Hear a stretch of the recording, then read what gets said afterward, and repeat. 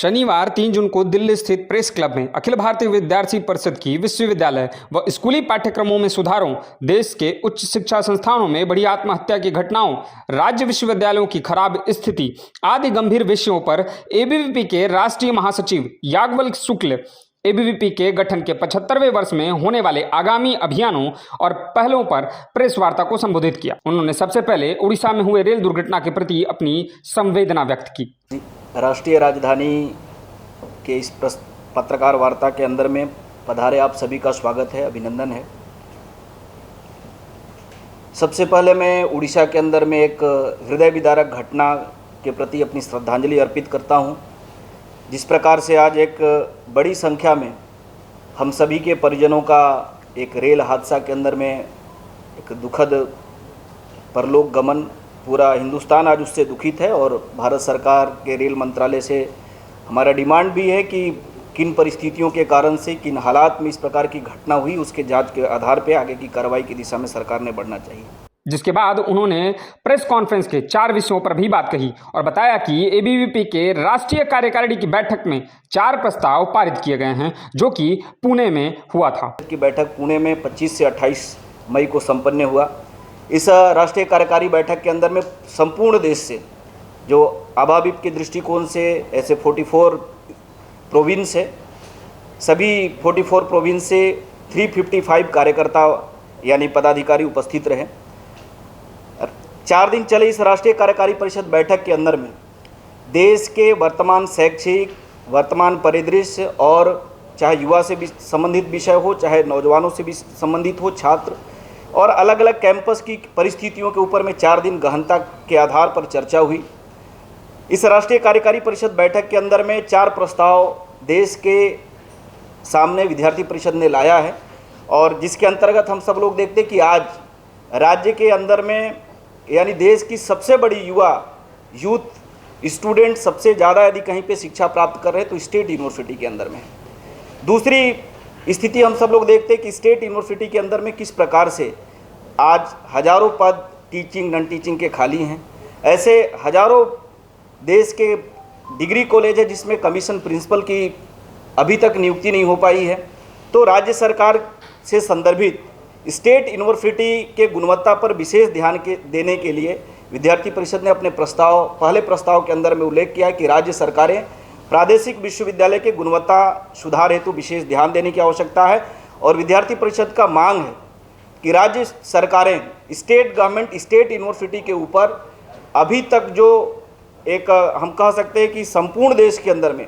Education state के अंदर में जितना एजुकेशन पर खर्च होना चाहिए, जितना राशि आवंटित होनी चाहिए, वो अभी तक नहीं होने के कारण से एक पूरे देश के स्टेट यूनिवर्सिटी की स्थिति थोड़ी अभी अच्छी दिखाई नहीं दे रही है, जहां पे सर्वाधिक स्टूडेंट पढ़ाई करें। इसलिए विद्यार्थी परिषद का राष्ट्रीय कार्यकारी परिषद की बैठक के अंदर में हमने प्रस्ताव में कहा है राज्य सरकार पैसे खर्च करे प्रादेशिक विश्वविद्यालय के ऊपर में, प्रादेशिक विश्वविद्यालय के इंफ्रास्ट्रक्चर के ऊपर में सरकारों ने खर्च करना चाहिए। और विद्यार्थी परिषद ने इस वर्ष पूरे देश के सभी विद्यापीठ यानी वाइस चांसलर, कुलपति और यूनिवर्सिटी सभी को अपील करते हुए छात्र संघ चुनाव इस सत्र में पूरे देश के कैंपस के अंदर में होना चाहिए। इस प्रस्ताव के अंदर में हम सब लोगों ने चर्चा किया है। जिस प्रकार से हम सबको मालूम है कि भारत के अंदर में एक लंबे समय तक ज्ञान परंपरा की व्यवस्था भारत के अंदर में रही है, लेकिन आज की जो वर्तमान परिदृश्य है उसके अंदर में यदि सिलेबस में भारत की प्राइड को ढूंढने का प्रयास स्टूडेंट करे तो शायद सिलेबस में भारत के वास्तविक चित्र और चरित्र चित्रण नहीं मिल पाता है। इसलिए राष्ट्रीय कार्यकारी परिषद बैठक के अंदर में परिषद ने तय किया है कि अब ये समय आ चुका है कि प्रादेशिक विश्वविद्यालय और यूनिवर्सिटी के सिलेबस के अंदर में बदलाव, व्यापक बदलाव के चर्चा प्रारंभ होना चाहिए और भारत केंद्रित शिक्षा, भारत केंद्रित व्यवस्था सिलेबस के अंदर में स्थापित होनी चाहिए। इस प्रकार का विषय हमने राष्ट्रीय कार्यकारी परिषद बैठक के अंदर में चर्चा किया है। आए दिन आप सब लोगों के माध्यम से, मीडिया के माध्यम से जिस प्रकार से देश के अलग अलग हिस्सों के स्टूडेंट सुसाइड की घटनाएं बढ़ी है, ये स्टूडेंट सुसाइड की घटना, छात्र आत्महत्या जब करता है तो पूरे समाज के ऊपर में एक बहुत बड़ा धक्का लगता है, गहरा आघात लगता है। इसलिए इसका निष्पादन क्या हो सकता है, इसका समाधान क्या हो सकता है, इसलिए अखिल भारतीय विद्यार्थी परिषद ने अपने प्रस्ताव संख्या 2 के अंदर में उल्लेख किया है कि आनंदमयी सार्थक छात्र जीवन का केंद्र बिंदु परिसर को बनना चाहिए। कैंपस सिर्फ सर्टिफिकेशन का सेंटर नहीं होना चाहिए। स्टूडेंट पढ़ाई करने के लिए आते हैं, मुझे लगता है कि परिवार से ज़्यादा यदि समय कैंपस में स्टूडेंट आज भी लगभग 6-7 घंटा कैंपस में समय गुजारते हैं, तो कैंपस आनंदमयी सार्थक जीवन का केंद्र बनना चाहिए और स्टूडेंट के साथ होलिस्टिक डेवलपमेंट अप्रोच के आधार पर कैंपस होना चाहिए। इसलिए विद्यार्थी परिषद ने पूरे वर्ष, हम इस वर्ष आनंदमयी सार्थक छात्र जीवन के इवेंट पूरे कैंपस में प्रारंभ करने वाले हैं, जिसके आधार पर छात्रों का जीवन की सार्थकता क्या है, छात्रों के सामने एक विमर्श खड़ा करने का हम सब लोग प्रयास करने की दिशा में आगे बढ़ रहे हैं कि स्टूडेंट की जीवन आनंदमयी कैसे बनाया जा सकता है, हम वस्तुओं को बोझ को कैसे कम कर सकते हैं, हम किस प्रकार से आज की जो वर्तमान परिदृश्य है उसके प्रेशर से अलग हटते हुए जीवन की सार्थकता का माध्यम हमारा एजुकेशन बने, इस पे भी हम पूरे देश के अंदर में चर्चा लेकर के जाने वाले हैं। तीसरे प्रस्ताव के अंदर में हम सबको मालूम है, उस पर डिटेल में चर्चा हमारे प्रदेश मंत्री दिल्ली के करेंगे। तीसरे प्रस्ताव में भारत के वर्तमान परिदृश्य के बारे में हमने चर्चा करते हुए एक सामान्य जनों से अपील किया है। यह भारत यानी ये 143 करोड़ लोगों का भारत है। भारत की दिशा आज जो तेज़ी से प्रगति के पथ पर आगे बढ़ रहा है, उसके दिशा में हम सब लोग अपनी भूमिका का निर्वहन करें, क्योंकि भारत के बदलते हुए परिवेश से कई लोग आज पीड़ित हो जा रहे हैं, कई लोग परेशान होकर के एक नेगेटिव डिस्कोर्स भी खड़ा करने का प्रयास कर रहे हैं, तो उसका प्रत्युत्तर देने के लिए नौजवानों को आगे आना चाहिए। चौथे प्रस्ताव के अंदर में स्व के संदर्भित है कि स्व आधारित भारत की व्यवस्था का निर्माण हो। हमारी नैना बहन आप सब लोगों के उस सामने उस विषय पर अपना प्रकाश डालेंगी। आने वाला समय में अखिल भारतीय विद्यार्थी परिषद ने तय किया है कि आनंदमयी सार्थक छात्र जीवन पूरे कैंपस में हम अभियान चलाएंगे और हमें बहुत गर्व की अनुभूति होती है कि छत्रपति शिवाजी महाराज का राज्याभिषेक का शिवराज्याभिषेक का 350 वर्ष पूर्ण हुआ है, यानी प्रारंभ हुआ है। एबीवीपी छत्रपति शिवाजी महाराज के लोक कल्याणकारी नीतियों के आधार पर जो भारत के अंदर में हिंदवी स्वराज की एक आधारशिला इस देश के अंदर में रखी गई थी, उसके ऊपर में एक व्यापक चर्चा और किस प्रकार से आज के समय में छत्रपति शिवाजी महाराज राष्ट्रीय एकात्मता के लिए, लोकशाही के लिए और कल्याणकारी राज्य अवधारणा के लिए छत्रपति शिवाजी महाराज प्रासंगिक हैं। ऐसे छत्रपति शिवाजी महाराज के 350वीं राज्याभिषेक राज्यारोहण वर्ष के अवसर पर हम पूरे देश भर के कैंपस के अंदर में कार्यक्रम, नाट्य और अलग अलग प्रकार की प्रतियोगिता आयोजित करने वाले हैं। एबीवीपी आने वाले समय में 9 जुलाई को विद्यार्थी परिषद की स्थापना दिवस है और हम सब लोग अपने स्थापना दिवस को राष्ट्रीय छात्र दिवस के रूप में मनाते हैं। इस वर्ष हम एक पूरे सप्ताह राष्ट्रीय छात्र दिवस के रूप में मनाएंगे। हम सबको मालूम है कि देश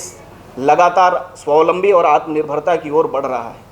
21 अगस्त को विश्व उद्यमिता दिवस है।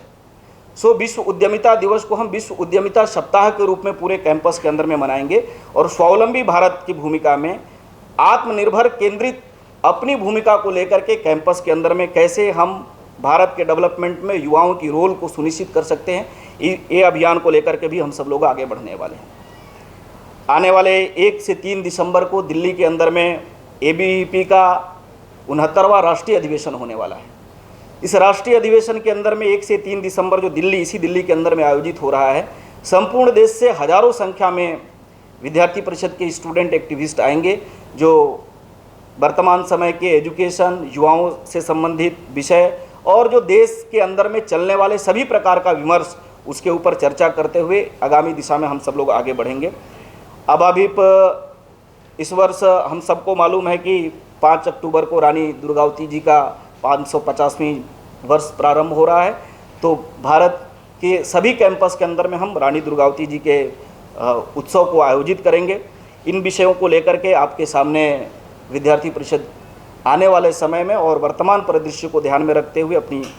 क्या दिशा है उसको बताने के लिए हम सब लोग यहाँ पे आपके सम्मुख उपस्थित। उनके साथ पैनल पर मौजूद सदस्यों ने भी विषय संबंधी अपने विचार रखे। आगे मीडिया द्वारा पूछे गए सवालों के भी याज्ञवल्क्य शुक्ल ने उत्तर दिए। एक सबसे मेजर इशू है पेपर लीक,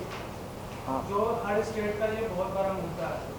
जैसे आपने तेलंगाना में देखा होगा, गुजरात, बिहार, सभी इस पे कोई चर्चा नहीं हुई आप लोगों के? हमने 2 विषय पे चर्चा किया है। एक तो पेपर लीक की बात आपने कहा और दूसरा हमने एनटीए में जिस प्रकार से एक लगातार मीडिया के माध्यम से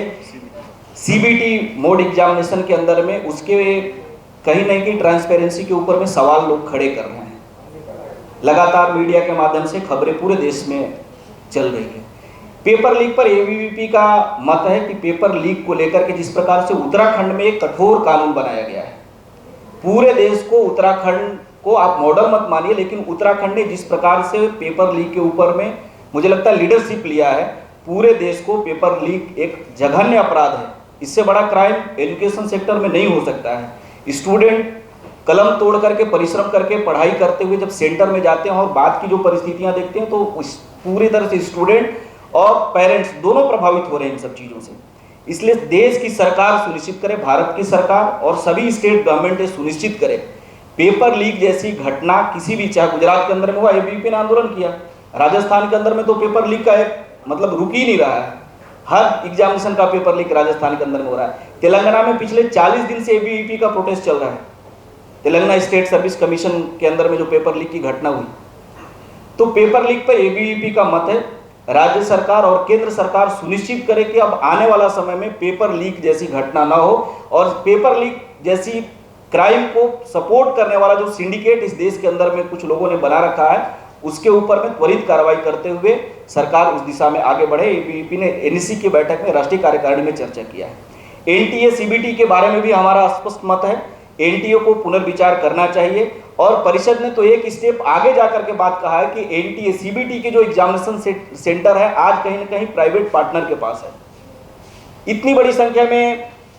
एनटीए के माध्यम से देश के अंदर में एग्जामिनेशन हो रहे हैं, लेकिन आप देखेंगे मैक्सिमम सेंटर जो है वो प्राइवेट पार्टनर्स के पास है। इसलिए सरकार ये सुनिश्चित करे, एनटीए सुनिश्चित करे, और भारत सरकार को इसमें पहल करनी पड़ेगी कि गवर्नमेंट इंस्टीट्यूशन को ही सेंटर बनाया जाए एग्जामिनेशन का, ताकि जो स्टूडेंट्स के मन में एक सवाल है, वो सवाल ना आए और अपनी पढ़ाई पर बेहतर से ध्यान केंद्रित कर सके।